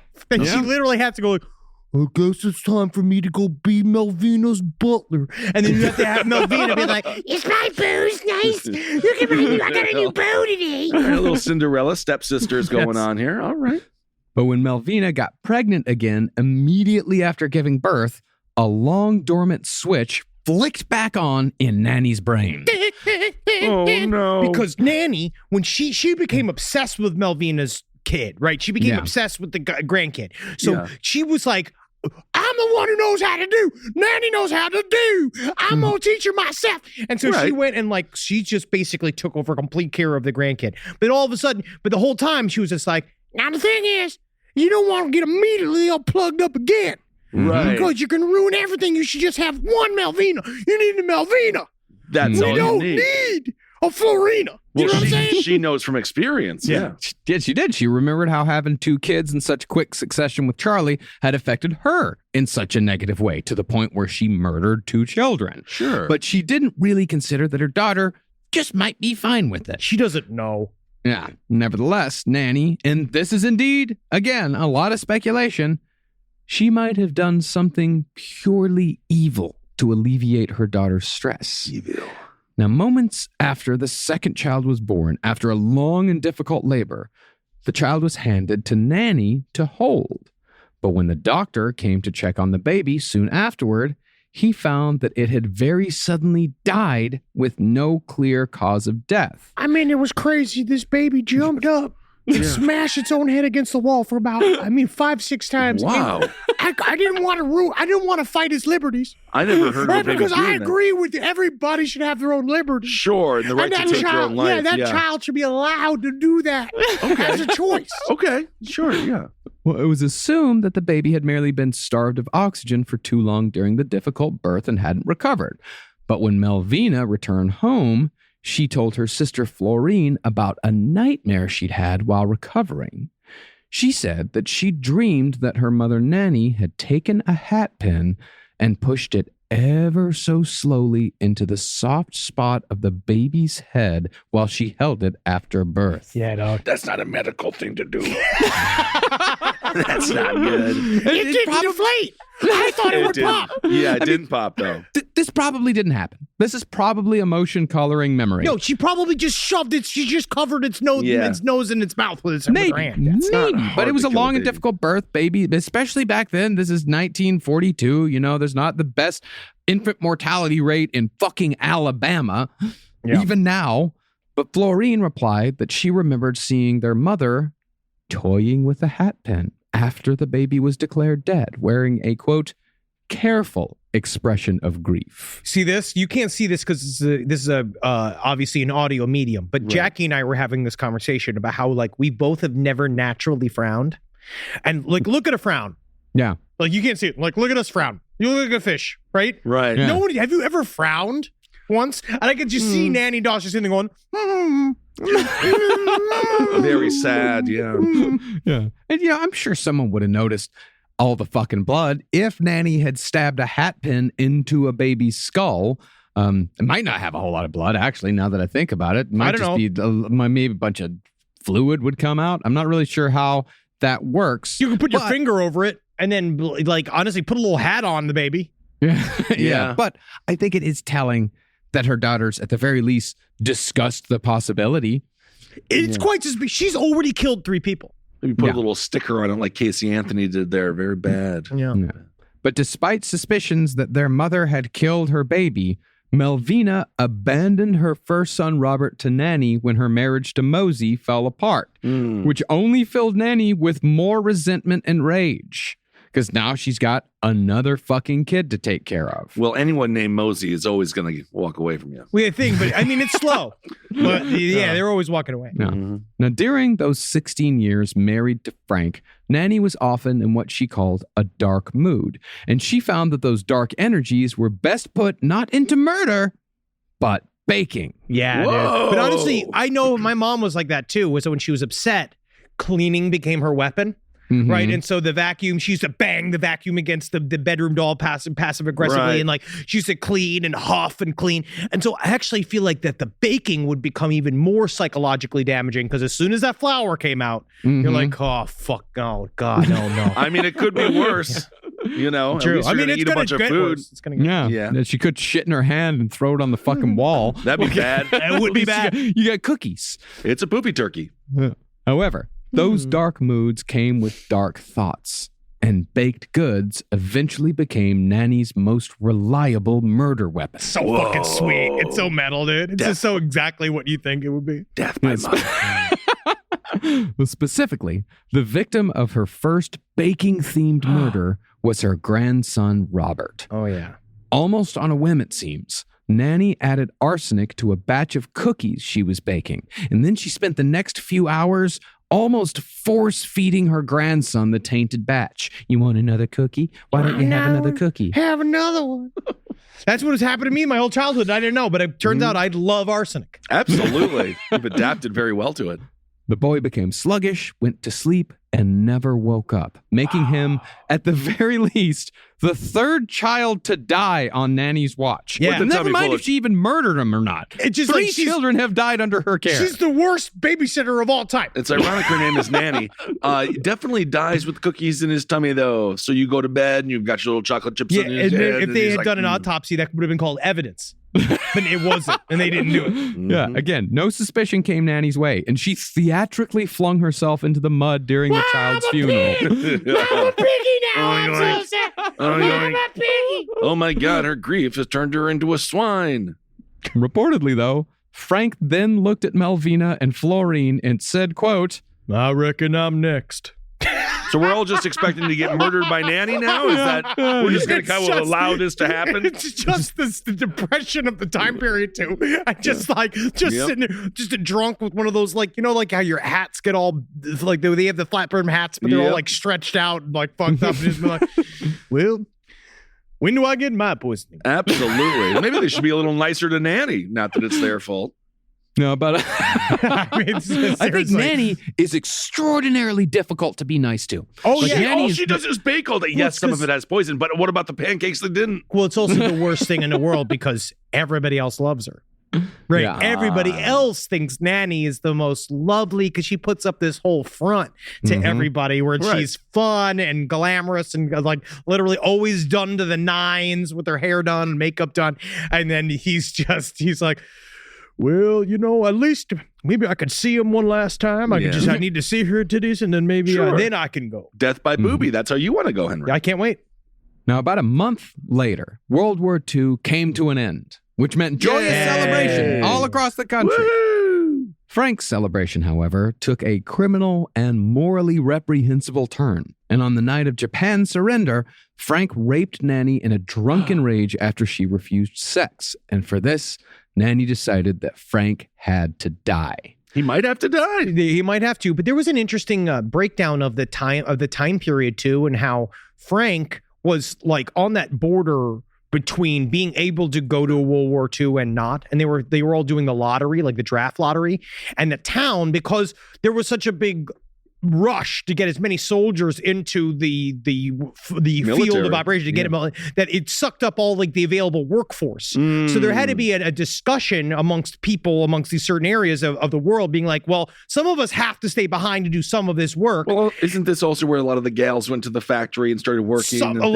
Some of it. Yeah, it was both really. Alabama in World War II was a gigantic manufacturing hub. A lot of the ships, especially ships, a lot of the ships that we built, both for England and for ourselves, a lot of it came to Alabama. There's in the Ken Burns documentary, The War, there's a great section on like what Alabama was like during this time and how World War II completely changed it. But Frank was one of those guys in manufacturing. That's how he got to stay. He's like, oh, we need these manufacturing people here. And that's why he stayed. But you were supposed to put up a front of I can't wait to get in there and fight those Jerrys. Like you were supposed to like act like you wanted to go and be like, I want to volunteer, and these guys were all volunteering to go. But Frank, to be Frank, was kind of a pussy. Right, and he didn't want to go. He didn't want to go. Well, and rational, perhaps. Yeah, but everybody around him heavily judged anybody who didn't act the act. They didn't walk in. So it was the whole town was also torn apart. And Frank was one of these guys who just would cover himself in booze just to, I guess, stand it or whatever. But he was a bad dude. Yeah. Now, Frank quite sensibly never ate meals at home. And he kept his liquor hidden so Nanny wouldn't throw it away. But while Nanny worked in her garden while she formulated a plan to poison her husband, she coincidentally happened upon Frank's buried moonshine jug. Whoa.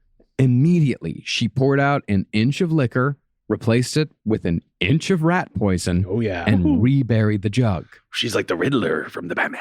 Yeah. By the next morning, Frank was laying in the front yard, dead as a doornail, and Nanny emptied out the jug and washed it thoroughly before calling the police. I mean, if you're going to kill someone, she killed him with what he loved. As far as victims go, like Frank, finally we get to do that thing where, we can say like, yeah, the victim was a real fucking piece of shit. Fuck that guy. I mean, this is what they did with Eileen Wuornos in Monster, which was far too sympathetic. This is the most sympathetic murderer, but then again, she's killing children. It's just, I'm saying there's a lot to unpack. It's complicated. It's complicated. The funny thing, if she hadn't killed children, like every single one of her husbands was a piece of fucking garbage. They're all garbage. They're all garbage. Awful. But she did kill a lot of children and some other relatives aside that we'll get to in a bit. Okay. Rise from your grave.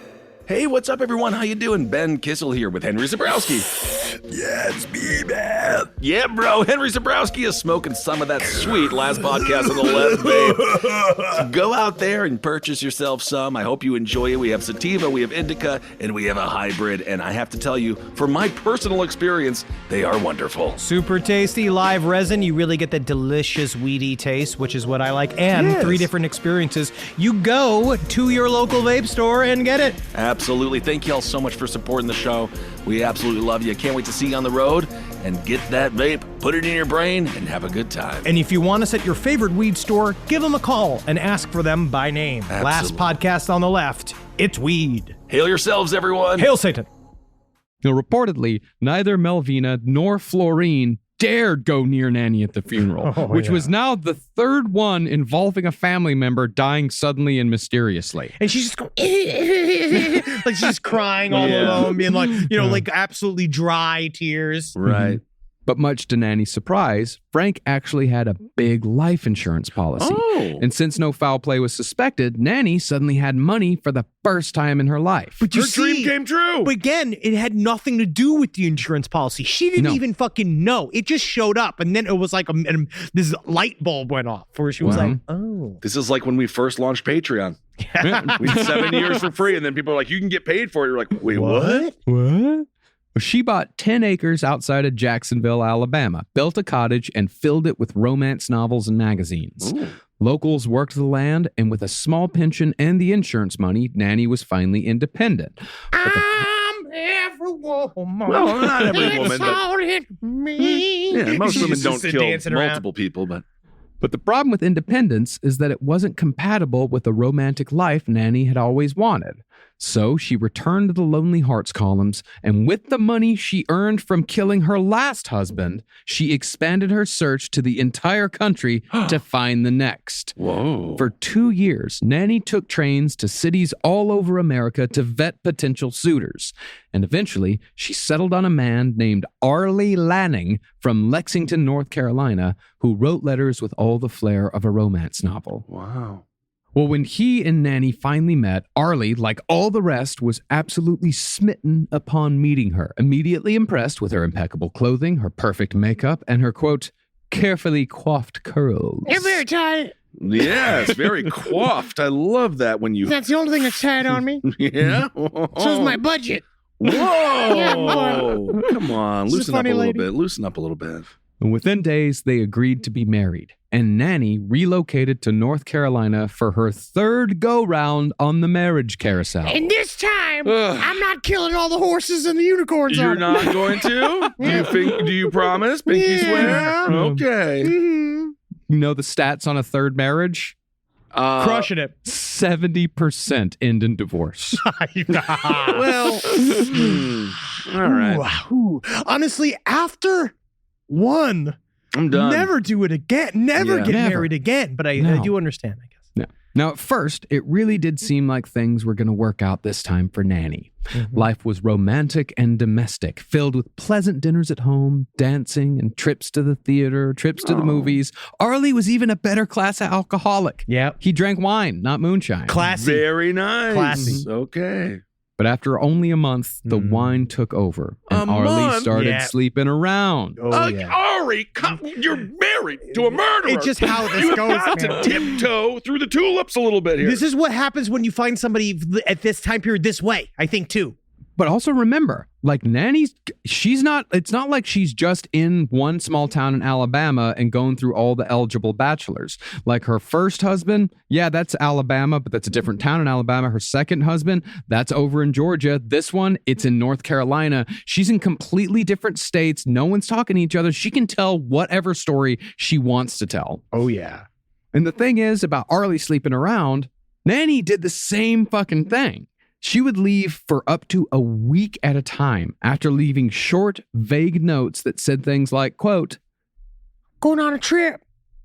be back soon. Oh my God. But no, she is the ultimate. It's such good passive aggression. It's so good because he would disappear. So the first time he disappeared. Right. Because this thing, the last guy did the same thing, right? They just disappeared. These dudes would just go on benders and not come back. It sounds fucking great. I don't even know that there was an option as a husband. It's not just benders, like it's going out and fucking other women for days at a time. Technically, it's not an option as a husband. No, everybody gets mad. You destroy everything. But still, I didn't know you can just choose to do it. That's what they would do. Right. And so when Arlie did it for the first time, she's like, fuck it. He's not going to find me when he goes back. I get it. So literally she was like, she'd go on a trip. And be like, okay, you're going to go fuck? I'm going to go fuck. This is how it is. I mean, you know. And I'm just going to come back whenever I want to, too. An orgasm for an orgasm. Yep. They should have just done gangbangs. It's difficult because of the curls. You got one from either side. She's trying to keep the girls together up top. You can't be fucking getting Chinese finger trapped while you're trying to keep your hair together. Well, sure you can. That involves the butthole and the vagina. Yeah, there's a lot that goes into it. Things get quite messy. They do. Sure, they can. They don't have to. Yeah, I guess that's true, Ben. They can. They don't have to. I guess they just can. Recognizing that Nanny's behavior was a reflection of his own, Arlie went on the wagon. Temporarily. Always.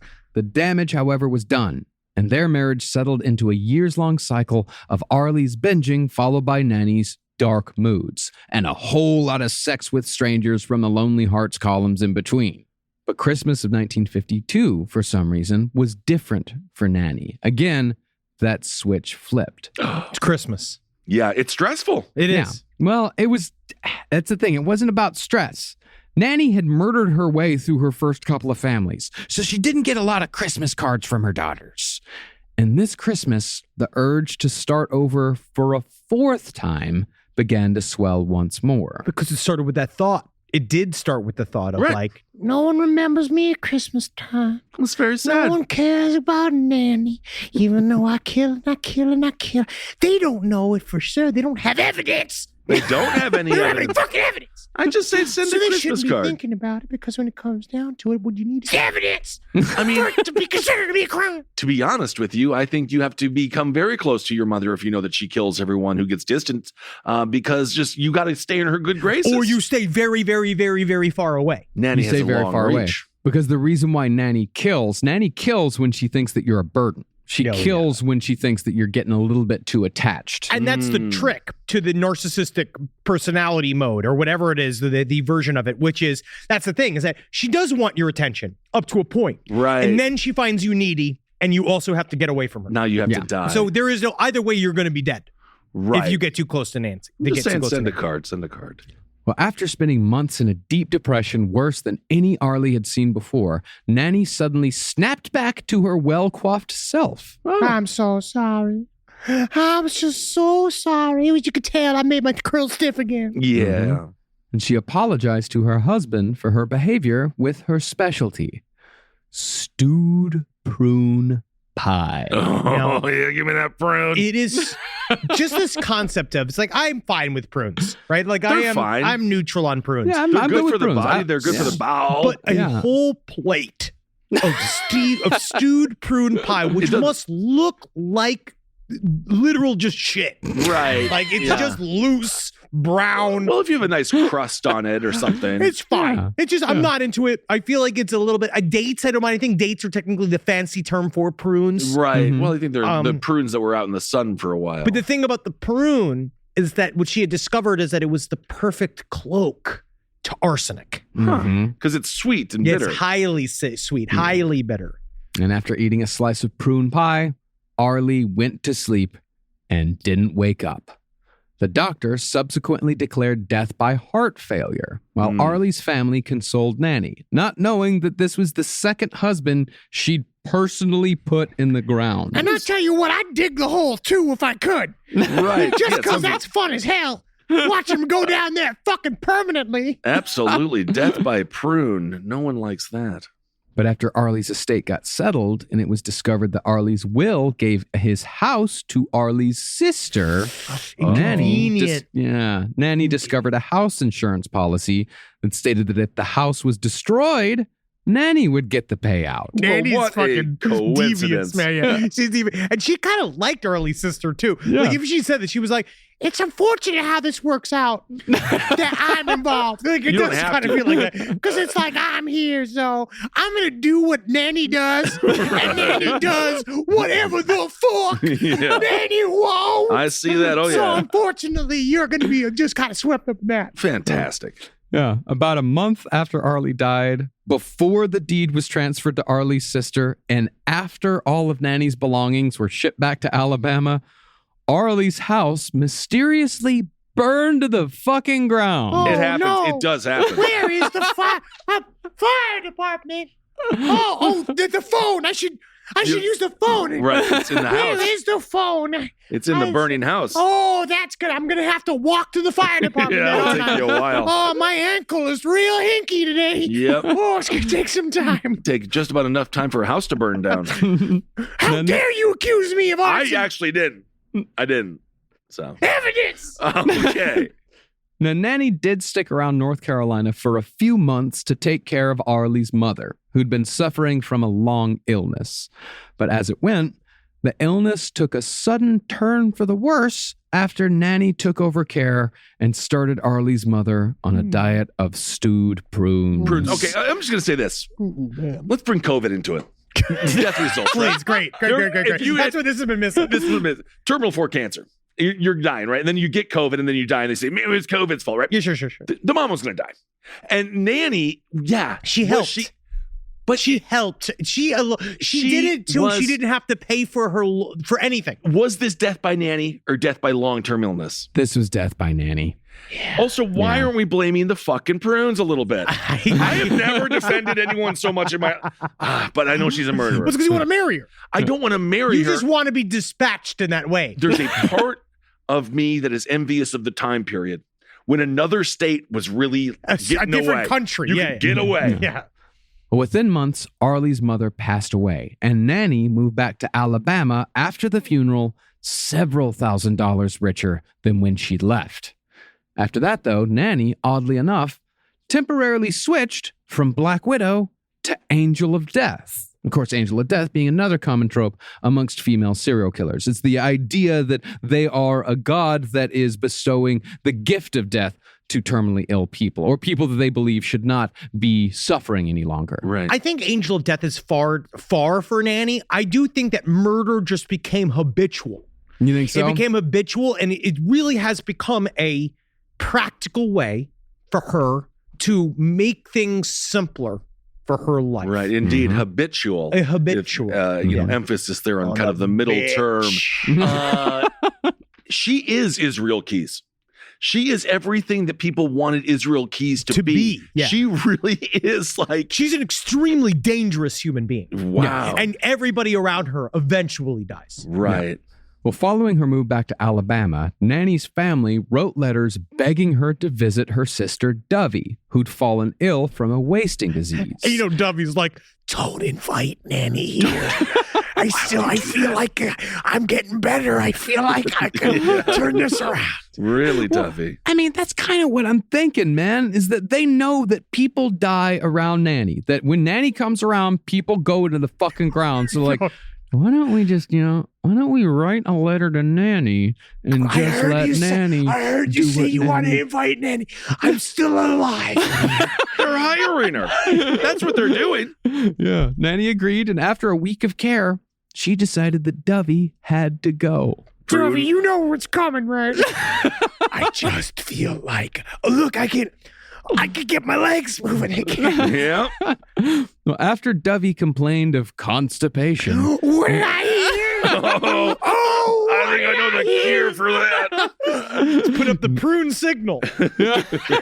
Yep. Nanny mashed up a nice paste of stewed prunes, and after a week of Nanny's prune diet, Dovey died too. At her funeral, Nanny learned through family that her stepfather James had died at some point in the last few years as well. So Nanny invited her mother Lou to come live with her. Uh-oh. Now, Nanny immediately came to realize that this decision was a mistake. But she was well aware that the locals wouldn't look kindly upon her for abandoning her mother. So Mother Lou ended up on a prune diet before long. Prunes hit the menu, man. Wow. As soon as prunes hit the menu, That is- everybody's going to heaven, man. That is Yep. dangerous. And Nanny got all the appropriate praise for taking care of her sick and dying mother. And of course, Mother Lou died eventually. Now, it's interesting about Nanny because I feel like that's where any sort of psychological, armchair psychologist talk about her is that she was obsessed with what other people thought. Yes. Right. She had no inner life.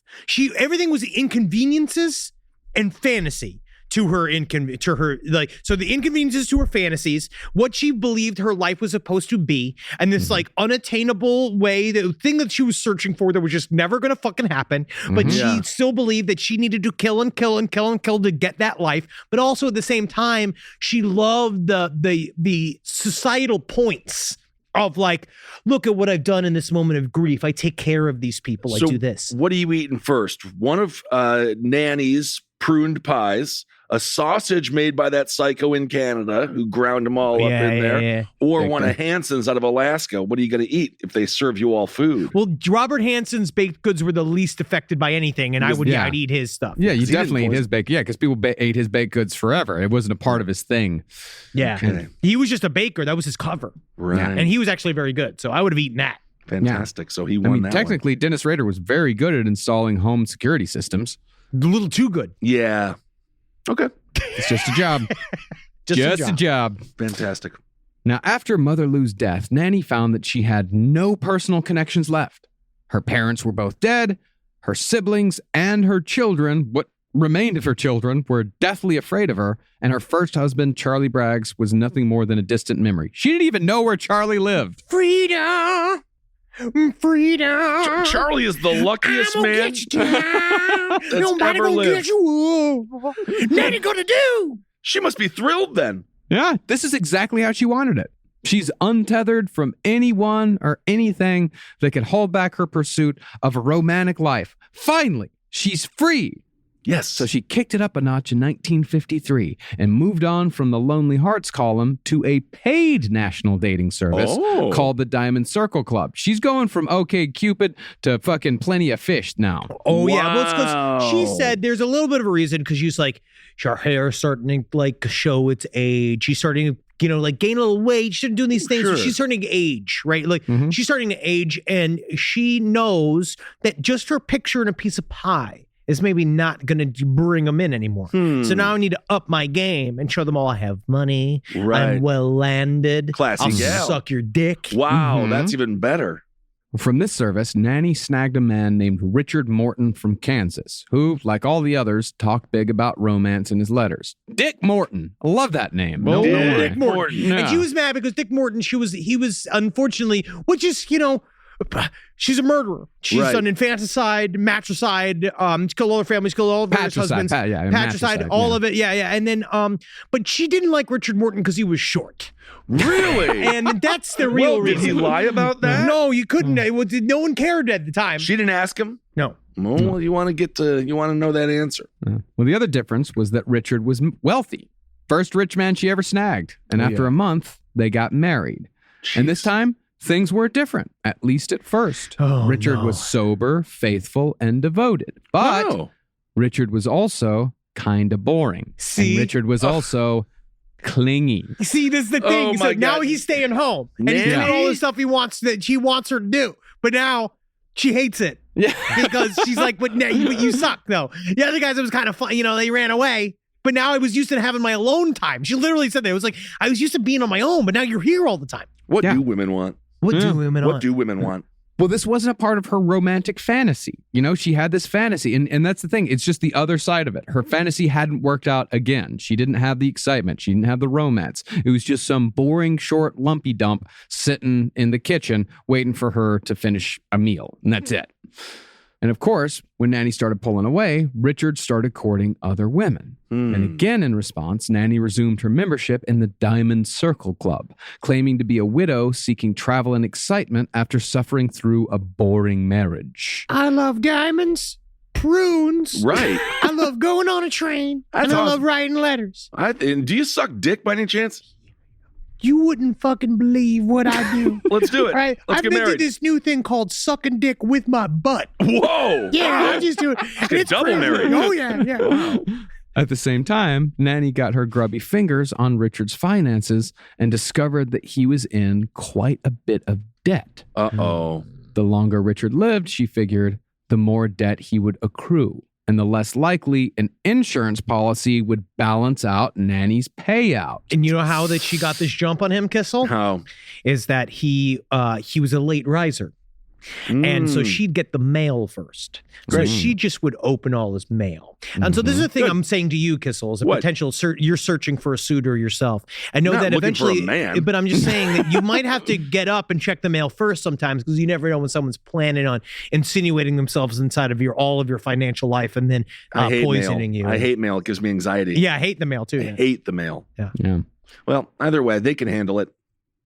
They can handle all of that. I don't care.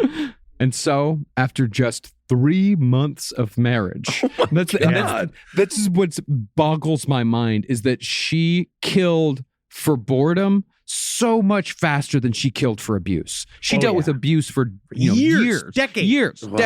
And with boredom, it's 3 months. She baked stewed prunes mixed with rat poison into an apple pie. And Richard, just like Arlie before him, went to sleep and never woke up. Do you know that also is not really how it went too? Because she hinted, that one of these books hinted that like she would do her best. They don't just go to sleep and not wake up. They literally go to bed, and then you hear in the other room, oh, sure. And she's go. She just sits there, like, like not hearing anything. Like it's like it's not a peaceful night. It's like when I ate all those Supaku wings to win that challenge against one of our friends. Yes, it was a horrible night. Horrible night. But because Richard was on the other side of middle age, and because Nannie was in Kansas, far away from any of her other murders, no one suspected a thing. And after the life insurance payout, Nannie did indeed come out $2,000 ahead. Okay. Now, by this point, Nannie was about to enter her 50s. And after 4 failed attempts at finding her perfect romantic partner, she began to accept that maybe the romantic life just wasn't in the cards. They're just not for men. Men are just not there for it. Well, Nannie, have you thought about a lady? Damn. Yes. The thing about a lady, though, is that, get one of the top hat. Get one with them long clits. yeah, That's sure. what I'm looking for. I want one with a real long clit. Fantastic. Yeah, the deep set of balls. Okay, great. Sounds like you're looking for a man still, but I mean, I don't know. Mm-hmm. What do you think gives Belle Gunness the edge of recognition versus Nannie Doss? Do you think violence. It's just the sheer violence? It's violence, and she strikes she's scarier too. She's scarier, it's true. I think Nannie Doss is actually scarier than Belle Gunness. I think so because too. she gets in there. Yeah. She really gets in there, and she makes you think everything's chill. Belle Gunness was a monster, literally, truly was a fairy tale monster, where she is, Nannie Doss it's that thing. You never know when all of a sudden you're getting fucking broadsided with it. And she weaponized the thing that we all love, food, basically, and also pies. Oh, pie, especially something as innocent as pie. Yeah. So Nannie decided to choose a man that was at best decent. Okay. And married Samuel Doss of Tulsa, Oklahoma, just a month after she buried Richard Morton. Moving on. Oh, yeah. Now, Samuel was indeed a decent man in the puritanical Christian sense, in that he didn't smoke, drink, sleep around, gamble, or even curse. At 59 years old, Samuel was the classic set-in-his-ways bachelor who went to bed and ate meals at the exact same time every single day, and even had sex at appointed times that were marked on the calendar. Boring. Oh, yeah, dude. And you'd only have one. He's the type of thing where, you only use a light when you're in the room, and then you shut the light off, and you only use the light to illuminate the specific the specific space that you need to be illuminated, and then you shut it right off. You can't put the fans on until it reaches a certain temperature, and she's like, so again, she wanted this routine in a way, but she didn't really want it. No, it doesn't sound like it. Yeah, it was, of course, both boring and incredibly frustrating. It was boring on a different level than the guy before, because it is the other guy is just like, yeah, whatever, get off me. This is an actual pain in the ass that she has to deal with. So, to her temporary credit, she did this time at least try to just leave instead of resorting to murder. But when Samuel started sending her letters, both shaming her for leaving and agreeing to give her more control over their finances, Nannie decided to give it another shot. When Nannie returned to Oklahoma from Alabama, though, she brought her treasure trove of romance literature, her most cherished possessions. Now, not surprisingly, Samuel saw romance literature as both frivolous and evil, artifacts of Satan that put both of them in danger of damnation for as long as they stayed in his home. If he just knew, you just let her read them. You just let her read them, man. I wish I could give these guys, you just let her do certain things. Just let her do it. You Let know? her be herself, man. Nope. He got rid of them. My God, that's the word. Oh, He Well, I mean, destroyed. he's dead. So he's dead now. So He not- because her eyes, Wow. you can just see her face. If you look at that picture of her, you're thinking, you see her being like, I threw away my magazine. yeah, he's so not only- fucking dead. Doesn't even know it. He not only sealed his fate, he guaranteed himself a slow death. Oh, yeah. Far more painful than any other man. nanny inflicted upon a husband. He But- just didn't know. It also must be said that Samuel's long road to death wasn't necessarily a personal decision. It was more of a happy coincidence for Nannie. Mm-hmm. See, Samuel, boring and joyless in every aspect of his life, didn't like sweets, which dashed Nannie's usual MO of using sugar to mask the taste of arsenic. No prunes possible. And he didn't drink booze either. The only superpower that she had, he had the kryptonite. Oh, Yeah. He didn't drink and didn't eat sweets. What's she gonna do? Well, she started stirring the smallest amount of arsenic into Samuel's nightly cup of coffee at dinner. Yeah. Okay, so And coffee guy at dinner. slowly poisoned him. That seems a little wild though to have coffee at dinner. Yeah, it is. Actually, it is a little wild. It is kind of out of control. It's a little Yeah, he was like, whoa, okay, whoa, buddy, hey. And before long, Samuel had lost 15 pounds and became bedridden with horrific stomach cramps. Well, for the doctor's part, they were stumped, and Samuel spent 23 days in the hospital for what they thought was a mysterious gastric infection, all while Nannie showed the appropriate amount of compassion. I just wish that he'd let me coddle him with my prunes, but he won't let me do it. Right, Mhm. right. See, what Nannie hadn't counted on was that Samuel, for the dull life he lived, was actually extraordinarily healthy and strong. Oh. Unlike the alcoholics she was used to murdering, whose bodies were already just hanging on by a thread.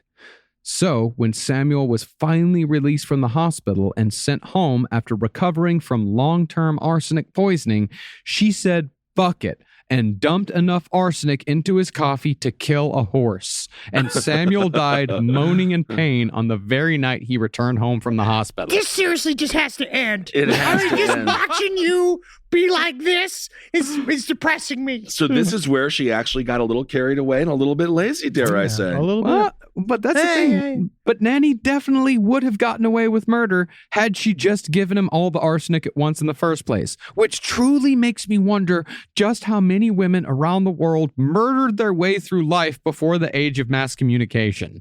I mean, that's why we tried really hard putting misogyny into everything so we can make them police themselves from the inside out. We tried to fix this problem. 24%. Yeah. 24%. Oh, maybe. is the number, 24%.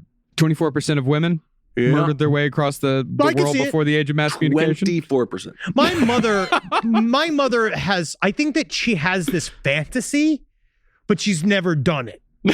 Like she's had this idea in her head to be like, I could kill everyone. I feel like And then your they'd all mom- know, you know? It's kind of like with like 9/11, for example. Sure. Right? It's like, was it the government conspiracy? Did they plan it or did they allow it to happen? I'm more of the latter. So your Sure. father, she's just allowing him to life to kill himself. Yeah. So she's just allowing life to slowly kill my father. She's not stopping it. Yeah. Is all I'm saying. Squee bono indeed. but yeah, because since- he's definitely worth almost $1,000 after his death. Whoa! Yep. But since Nannie's actions had introduced an element of mystery into Samuel Doss's death, the gastroenterologist who treated Samuel found the progression, regression, and sudden fatal end of Samuel Doss's illness to be, in a word, Fascinating. Well, because the truth is that every other one, all the other deaths, they weirdly had a lot of things that could cover up. Right. Like with Arlie, it was either Arlie, one of them. Well, they're all there was alcoholics. But there was the alcohol was one. Yeah. Then there was like a flu epidemic that also happened. That was, that a was lot Arlie. of these were blamed on. Yeah, Arlie was like there was a flu epidemic that his death was like loosely based Got on. it. And then the drunk. Again, they're just consider that like, well, his body just gave out. Right. He just because that's what happened all the time because he's working in the mill 16 hours and then you drink yourself with rot gut to sleep every night. And that booze, I had one of those really old bottles of whiskey. Yeah, and we I'm had supposed to like it, but Tastes like medicine. I didn't like it. Now, this guy, a Dr. Schwelbein, had treated Samuel all throughout his 23 days in the hospital. And since no autopsy was required because Samuel's death was put down as natural, the doctor asked Nannie if he could do one anyway, somewhat as a personal favor. And we've done absolutely everything to heal him. I cut slits in his foot Yeah? to see if I could bleed it out. And then we went and I put mercury deep into his eyeballs. It seemed to also have no effect. I simply cannot imagine what killed him. Maybe those things. And then I applied my doctor's hammer to his forehead. Right. Just to see what it would do and pound, and I pounded his head just to see how solid his skull What was in there? Very still. The skull remained mostly intact. Huh. All right. Well, do whatever you need to do. Could possibly kill him. I didn't do it.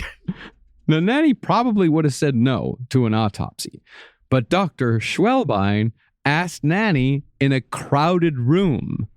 So, not wanting to arouse any suspicion, Nannie gave the go-ahead. Yeah, I guess let's look at his fucking guts. All right, let's do it. Get the bone saw. Can I do it? You want to do it? Come on, let me do it. All right.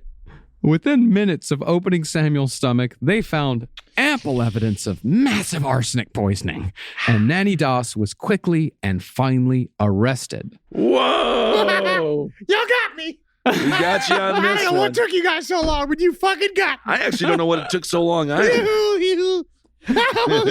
Oh. That's the thing. Well, that's the thing. When Nannie was brought in for questioning and asked if she killed her husband, No. she reportedly let out hysterical little yelps of laughter to show how ridiculous she thought the concept was. This is crazy to That is crazy. So you killed did you kill your husband then? No. It's kind of funny. Is there anything funny about his death to you? Just the look on his face. Okay. Acting a little odd, Nannie. And hence, Nannie Doss became known as the Giggling Granny. Ooh.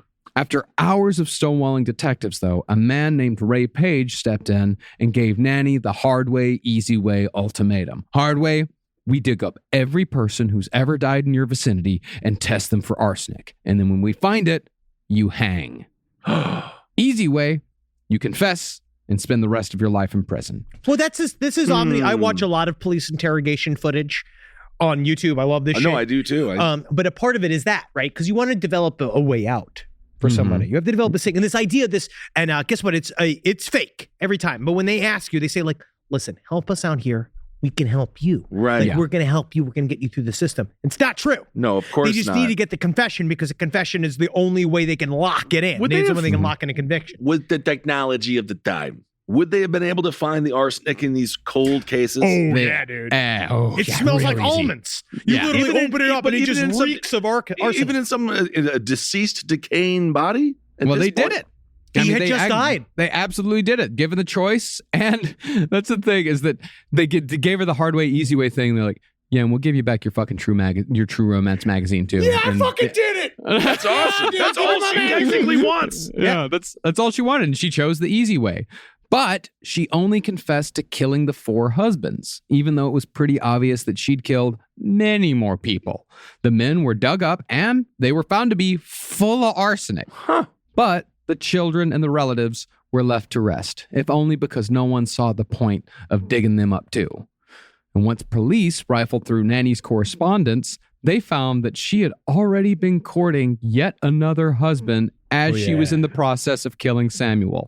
She had no less than a dozen men already on the hook. Yeah, dog. Ooh, she would have kept going. There's no way she would have stopped. indeed. Yeah. No, why would she? But as it was, Nannie Doss died in Oklahoma State Prison in 1965 at the age of 59, having continued correspondence the whole time with a litany of lonely hearts who, for some reason, still wanted a piece of the Giggling Granny. Just want her, man.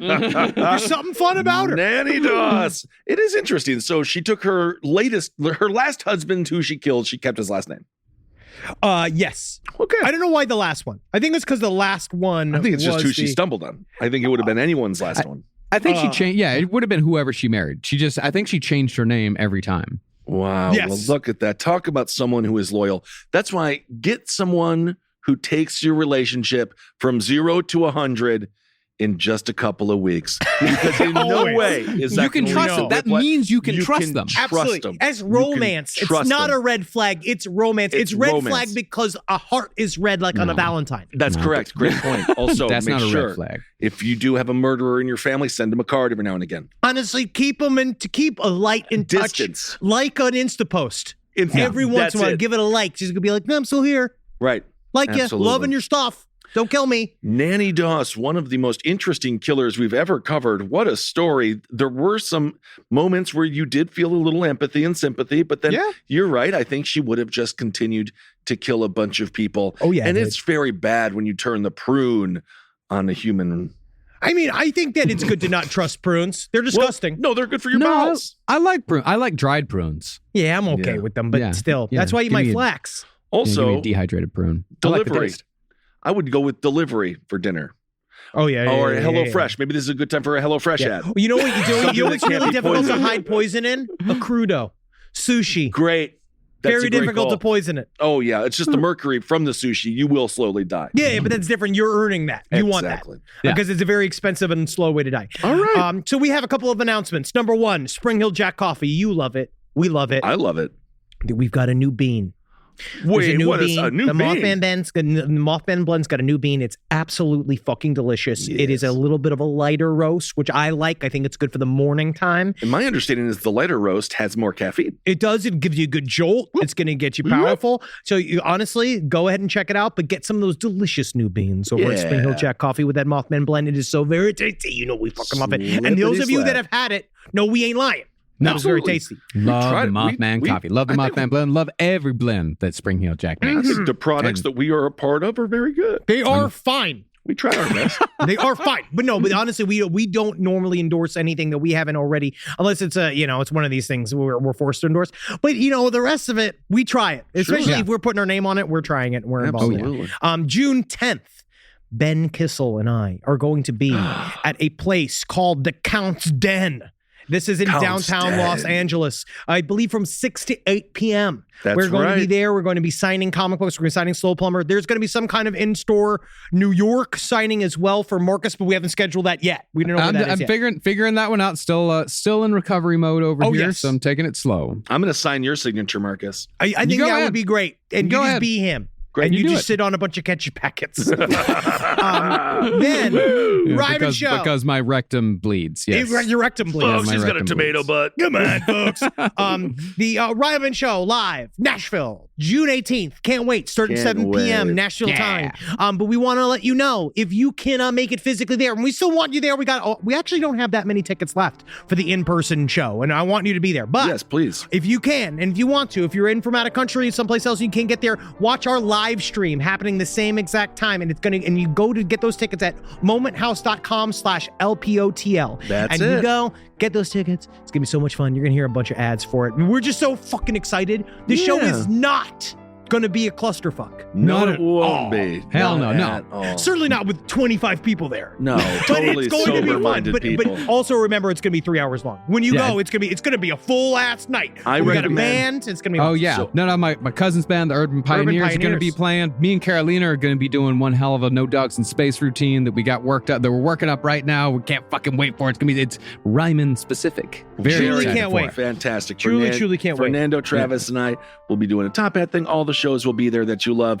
I'm going to recommend, because the show will be long, we don't need to see any messages at 8 a.m. saying we're pre-gaming now. Yeah. Have your first beer at the start of the show. After 3 hours, you're going to have a nice little buzz. Yeah, you'll be hammered. And then we can actually go out. I always get concerned when someone sends those messages. They're like, getting ready for tonight's show. It's like 10 a.m. Oh, I know. To be like, you're not going to make it to the show. You're going to fall asleep. You don't make it to the show. We have had people literally fall forward out of their seats because they started pre-gaming too early. Have a full night out. Exactly. All right, everyone. Well, thank you so much for listening. I hope you're doing well out there. Hail yourselves. Hail Satan. Again. Magustalations, everybody. Hail me, if you would. If you've got a spare hail, why don't you toss me one? Why don't you toss him a hail? Also, don't eat anybody's pie.